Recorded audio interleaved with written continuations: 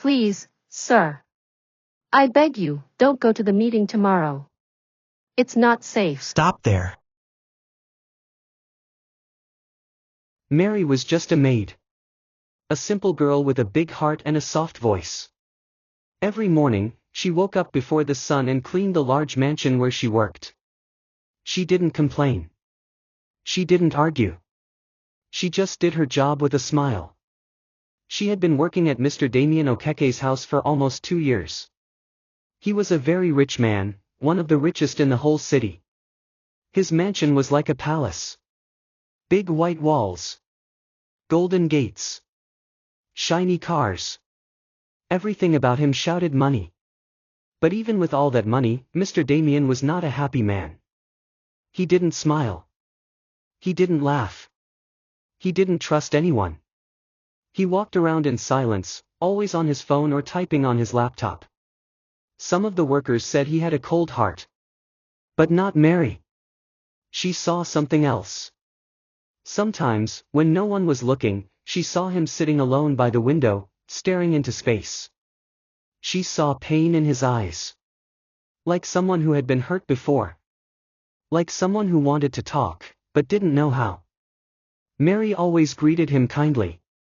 "Good morning, sir," she'd say with a bow. Most days, he would nod without saying anything. But on a few days, very few, he would say, "Good morning," back. And Mary would smile wide, even if it was just 2 words. She never thought of herself as important. She didn't try to get close to him. She just did her job, cleaning the floors, washing the dishes, folding the clothes. She even cleaned his office sometimes. She always made sure not to touch his private files or computer. She was careful, respectful, and quiet. One day, as she was cleaning the stairs, she overheard 2 workers talking in the kitchen. "I heard Mr. Damien is going for a big business meeting next week," one said. "Yeah, they say it's with some big names from out of town. In some private estate far away. Very secret." Mary didn't think much of it at first. She wiped the stairs and kept working. But that night, something strange happened. She had a dream. In the dream, she saw Mr. Damien walking into a large house. It looked fancy, like the kind rich people stay in. But something felt wrong. The air was cold. The people were smiling too much. And then, the doors closed behind him. Locked. Mary heard someone whisper, "He shouldn't have come." Then she woke up. Her heart was beating fast. Her bedsheet was soaked with sweat. She sat up, breathing hard. "It's just a dream," she told herself. Just a dream. But the next morning, she couldn't shake it off. Something about that dream felt too real. Later in the day, she was sweeping near Mr. Damien's office when she heard his assistant on the phone. "Yes, sir," the assistant said. "Everything is ready for the business meeting at the private estate. Next Friday. Very exclusive. No press, no outsiders." Mary's broom stopped moving. Private estate. No outsiders. Next Friday. Just like the dream. She felt cold all over. Something was not right. She wanted to ignore it. Who was she to say anything? Just a maid. But deep in her heart, she felt a strong pull. Like she was supposed to do something. Like it was a warning. That evening, as Mr. Damien walked past her in the hallway, she turned to him. "Sir, may I speak with you?" she asked, eyes down, voice shaking. He stopped and looked at her. "Yes." Mary took a deep breath. "Please. I know this might sound strange. But I had a dream. A bad dream. About your upcoming meeting. Please, don't go. Something is wrong with that place." There was silence. Mr. Damien stared at her like she had spoken another language. Then he gave a small, cold laugh. "You had a dream? And you're telling me not to go to $1 million business meeting because of that?" Mary looked down. "I know I'm just a maid, sir. But I feel it in my heart. Please, don't go. He didn't shout. He didn't insult her. He just turned and walked away. The assistant, who had been nearby, chuckled. Next time, dream of winning lottery numbers, he said. Mary said nothing. But she kept praying. Something was going to happen. She could feel it. And Mr. Damien had no idea what was waiting for him. Mr. Damien Okeke was a man who believed in facts, not feelings. Business, not dreams. He had built his billion-dollar empire from the ground up, through hard work, smart deals, and zero emotions. That's why he didn't care much about what Mary, the maid, had said. A dream, he scoffed to himself in his study that night. What does a poor maid know about business? But even as he shook it off, something about Mary's face stuck in his mind. The fear in her eyes. The way her voice trembled when she spoke. It didn't seem like she was joking or trying to get attention. She had looked truly worried, almost scared. Still, Damien had no time for such things. He had a big business deal coming up. A private meeting at a luxurious estate just outside the city. The men he was meeting were known for handling massive investments. Billions were on the line. This could change everything. His assistant, Collins, had already handled all the arrangements, travel, security, even the guest list. Everything was set. But that night, Damien had a hard time sleeping. He tossed. He turned. He checked his phone. He walked to the window and stared out at the stars. Then he finally went back to bed. That was when he had a dream too. In the dream, Damien was walking through a long, dark hallway. The lights flickered. Shadows moved around him. He reached a large door at the end. Behind it, he heard people laughing, but not the kind of laugh that brings joy. It was cold. Fake. He opened the door and stepped into a room full of men in suits. They clapped when they saw him. "Welcome, Mr. Okeke," one of them said with a wide smile. "We've been waiting for you." But something was wrong. Their smiles didn't reach their eyes. Their voices echoed like whispers in a cave. He looked around. There were no windows. No way out. He tried to leave, but the door behind him was gone. Then he saw something terrifying. His own picture, on a wall, with the words, "Target acquired." He turned to run, but everything went black. Damien woke up, heart pounding. He sat up in bed, sweating just like Mary had days ago. "It's just a dream," he muttered. "Just stress." But now, he was the one who couldn't shake it off. The next morning, he didn't tell anyone about the dream. Not even Collins. He tried to focus on work, on calls, on meetings. But something kept bothering him. Later that day, he found himself staring at Mary as she cleaned the living room. She wasn't looking at him. She was quietly folding some towels. He remembered her words. "Please, don't go." "Mary," he said, surprising himself. She turned quickly and stood up straight. "Yes, sir." He didn't know what he wanted to say. He just looked at her for a long moment. Then he shook his head. "Never mind." Mary looked at him closely. "Sir, did you dream too?" Damien froze. "How did you?" "I don't know," she said softly. "But sometimes, when God wants to show something, He doesn't just show one person." There was silence between them. For a moment, Damien actually considered canceling the trip. But just then, Collins came into the room with a smile. "Sir, the final confirmation just came in. Everything's ready for the big meeting.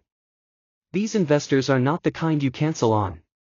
This is once in a lifetime." And just like that, Damien pushed the thought away. "Good," he said firmly. "Let's not waste any time." Mary wanted to speak again. But she saw the look in his eyes. He had made up his mind. That night, Mary went to her small room behind the house and knelt down to pray. "God," she whispered. I don't know why you showed me what you did. I'm just a poor maid. But please, if he won't listen, protect him. Don't let him walk into danger. Don't let him die. Tears rolled down her cheeks. She didn't know why she cared so much. But she did. Something inside her felt like this was more than just a job. More than just warning a boss. She felt like she had been chosen. Meanwhile, at the far side of the city, in a hidden mansion surrounded by tall trees and high fences, a group of men were gathered. They sat around a long table with files in front of them. He's coming, one asked. Yes, another replied with a sly grin. Mr. Damien Okeke will be here next Friday. Just as planned. They raised their glasses and toasted. To the fall of the king. They all laughed. Except for one man in the corner, who stared at the photo of Damien on his tablet. We must not fail, he said darkly. There's too much at stake. The sun rose early the next morning, casting a warm glow over Mr. Damien Okeke's mansion. But inside the house, the air felt heavy. Mary moved quietly as she worked, her heart still full of worry. Damien had refused to cancel the trip. And now, with each passing hour, the date of the business meeting drew closer. She had tried. She had warned him. But he wouldn't listen. Mary wasn't a prophet or a pastor. She was just a maid. A girl from the village who had seen pain and poverty. But this was different. Her dream had felt real. Too real. In Damien's office. Damien sat at his polished desk, looking at a file. Across from him, Collins stood, dressed in a sharp suit and holding a tablet. Sir, Collins began, I've triple-checked everything. Security team is set. The location has been swept for bugs and hidden cameras. The men we're meeting are solid. Old money, quiet background, but powerful. They want to invest in our newest tech company. Damien nodded slowly. And the lawyer? Already signed the NDA. Nobody leaks this deal. Good, Damien said. But there was still a small ache in his chest. A voice in the back of his mind whispering, something is wrong. He pushed it away. This deal, he said, will change our future. Meanwhile, in the hidden mansion, the men had begun preparing. Maps were laid out on the table. Blueprints. Surveillance photos. One picture was larger than the rest, Damien Okeke's face, printed clearly with the word target in red ink. A man named Silas was in charge. He was calm, cold, and very smart. Everything must go perfectly, Silas said. He'll arrive around 7 p.m. His guards will stay outside the main building. Inside, we welcome him like a friend. We talk, we smile, we drink. Then, one of the younger men asked. Then, Silas said with a smile, we trap him. Quietly. No noise. No mess. And after that? We take everything. His shares, his passwords, his company secrets. And then, we disappear. Back at the mansion. Mary was in the kitchen when Collins walked in. Oh, good morning, she said softly, trying to hide her worry. Morning, Collins replied, barely looking at her as he poured coffee. Mary swallowed hard. Sir, about the trip. Collins raised an eyebrow. Not you again. I just. Mary, he interrupted, let me give you a small piece of advice. Stay in your lane. You're a maid. You clean. You cook. You don't talk business. But. He stepped closer, lowering his voice. Whatever ideas you have in your head, drop them. Mr. Okeke is a genius. He knows what he's doing. Don't act like you know better. Mary blinked, hurt by his words. Collins sipped his coffee and walked out. She turned away, eyes stinging with tears. Later that day, Damien stood on the balcony of his office. He looked out over the city. Cars moved like ants below. He should have felt powerful. But instead, he felt strange. He remembered how Mary had looked at him. Not like a servant, but like someone who cared. Genuinely. He shook his head. Emotions are distractions, he told himself. He turned away and began packing his briefcase. That night, Mary sat on her bed. Her small Bible was open. She prayed again. Father, please. I can't stop him. But you can. If there's danger, please show it clearly. Don't let the enemy win. Outside her window, the wind picked up. Leaves rustled in the dark. The house felt too quiet. Suddenly, she heard something, a knock at her door. She opened it slowly. It was Damien. He stood there, hands in his pockets, looking unsure of himself. Sir? Mary asked, surprised. I just wanted to ask, he said, struggling with the words. That dream. Can you tell me everything? Exactly how it happened? Mary's eyes widened. She stepped aside and let him in. She told him everything. The dark room. The trap. The voice that said, he will not return. The photo. The pain. Damien listened without interrupting. When she finished, he sat in silence. I had a dream too, he finally said. It was similar. But I thought it was just stress. Mary looked at him, tears filling her eyes. It's not just stress, sir. I believe it's a warning. Please, don't go. I can't cancel, he said gently. This deal is too big. But your life is bigger, she said. What if you don't come back? Damien looked down. Something in her voice touched a part of his heart he had shut off years ago. He stood up. Thank you, Mary. I'll think about it. She nodded slowly. He left. Elsewhere. Silas received a message. He's coming. Everything is in place. Silas smiled. Let the show begin. The morning was calm, but inside Damien's mansion, tension was thick as fog. Mary woke early, her heart pounding. Today was the day of the meeting. The day Damien would leave the safety of his home to face the unknown. She prayed again, whispering softly, please keep him safe. Damien sat at the long dining table, staring at his untouched food. Collins was there too, reading the newspaper. The atmosphere was stiff.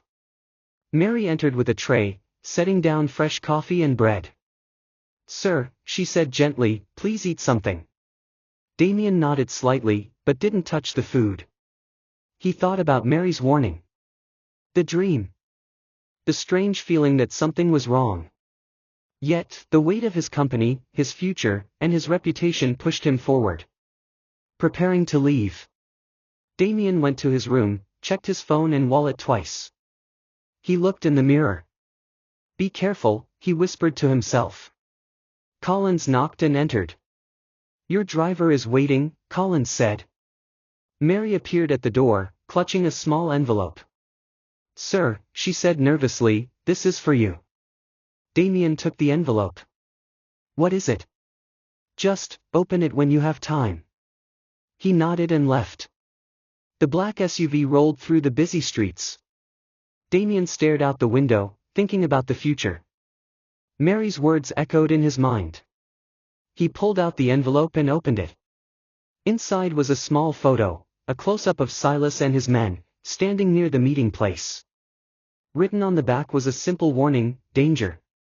Do not trust anyone. Damien's heart raced. At the meeting location. A large, empty warehouse sat on the edge of the city. Damien's guards parked outside, keeping watch. Silas and his men waited inside, wearing fake smiles and ready for the trap. Damien entered the building with Collins by his side.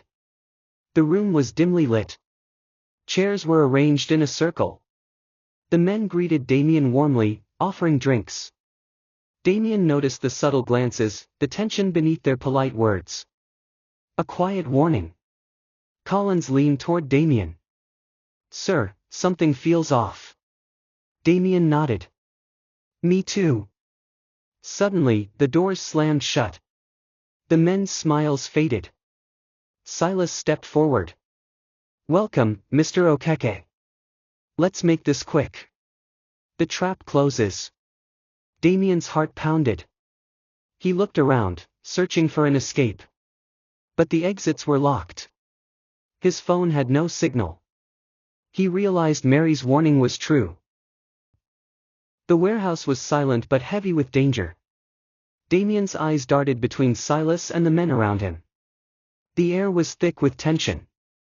Silas stepped closer, a cold smile on his face. Did you really think this meeting was safe, Mr. Okeke? He said slowly. Damien kept his voice steady. What do you want, Silas? Silas laughed. It's not what I want. It's what your enemies want. Damien's mind raced. Who was behind this? Why the warning from Mary? Suddenly, a noise. From the back of the warehouse came the sound of footsteps. Damien's heart jumped. Was this rescue? Or another trap? A familiar voice. Damien. Mary stepped into the light, her eyes fierce. Everyone turned. How did you get here? Damien whispered. I never left you, she said. I came because I knew you'd need help. Mary's secret revealed. Mary pulled out her phone and showed a live video feed. Look, she said. On the screen was Collins, speaking on the phone, clearly betraying Damien. Damien's blood ran cold. Betrayal in the midst. Collins tried to deny it. Mary, you don't know what you're talking about. But the proof was clear. Silas smiled wider. Your closest man has been working against you. A plan in motion. Mary pulled Damien behind a stack of crates. We need to move. Now. Damien nodded. He grabbed a small device from his pocket, a gadget Mary had given him earlier. It was their last hope. They moved quickly through the dark warehouse. But the men were close behind. Damien pressed the button on the device. A bright light flashed. The men shielded their eyes. Freedom. Damien and Mary dashed for the exit. But just as they reached the door, it slammed shut. Trapped again. A final shocking moment. Silas's voice echoed from the shadows. Did you really think it would be that easy? Then, a chilling voice joined. Surprised to see me, Damien? Damien's blood turned to ice. It was a voice he never expected to hear again.